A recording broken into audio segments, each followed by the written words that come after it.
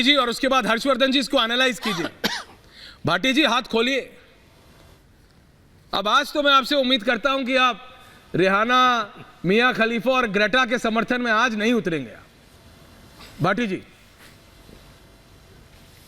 ऐश्वर्या जी एक हिंदी के बहुत बड़े व्यंग्यकार हुए हैं हरिशंकर परसाई।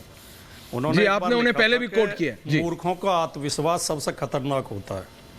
अच्छा, मूर्खों का आत्मविश्वास सबसे खतरनाक होता है। हाँ।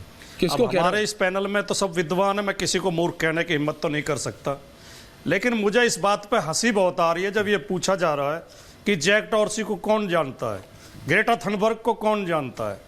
कमाल की बात है कि जो ट्विटर आज पूरी दुनिया का सबसे बड़ा माध्यम है, हाँ। सोशल मीडिया प्लेटफॉर्म है, उसके सीईओ के बारे में ये कहा जा रहा है कि उसे कौन जानता है।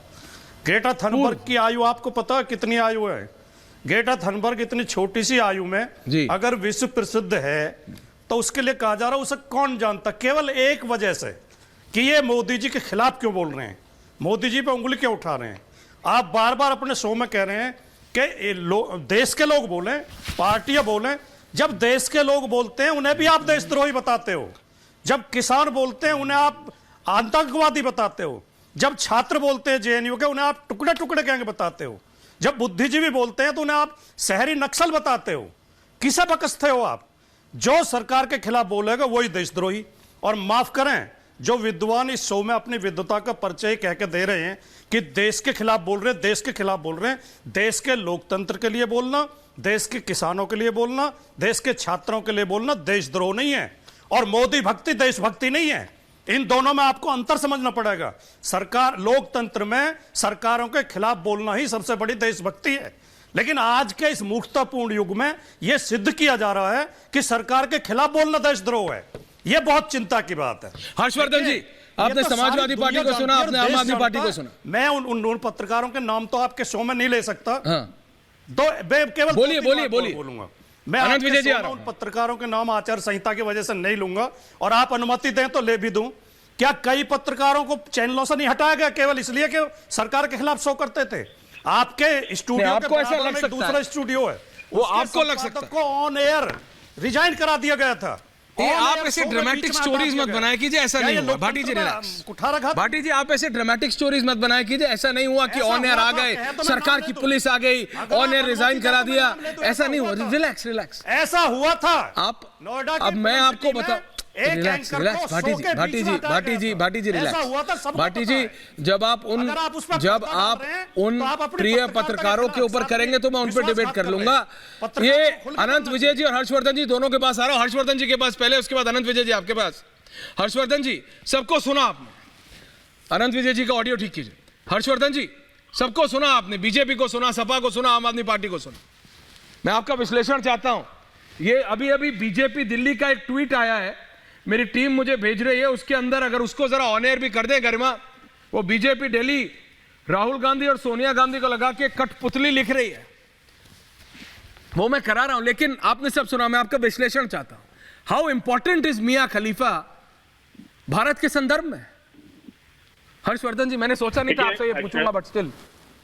हाँ ऐश्वर्या जी, भारत में कम उम्र से लेकर अधिक उम्र तक के इतने लोग सफल हैं अपने जीवन में और इतने सुंदर सुंदर काम कर रहे हैं कि उनकी प्रेरणा से इस देश के नेता बहुत कुछ कर सकते हैं। ये बीजेपी का पोस्टर है। लेकिन दुर्भाग्य से एक बड़ा वर्ग है जिसको लगता है कि अगर कोई टिप्पणी, अगर कोई प्रतिक्रिया वो बाहर से कहीं से आए और हमारे राजनीतिक निहितार्थ साध दे, यानी आपने जनता का भरोसा खो दिया तो आपको लगता है कि अरे कहीं से कोई उम्मीद की किरण दिखे, फिर वो कोई विदेशी रिपोर्ट हो हमारे देश के उद्योगपतियों को इस तरह से गिराए कि निवेशकों का हित खत्म हो जाए।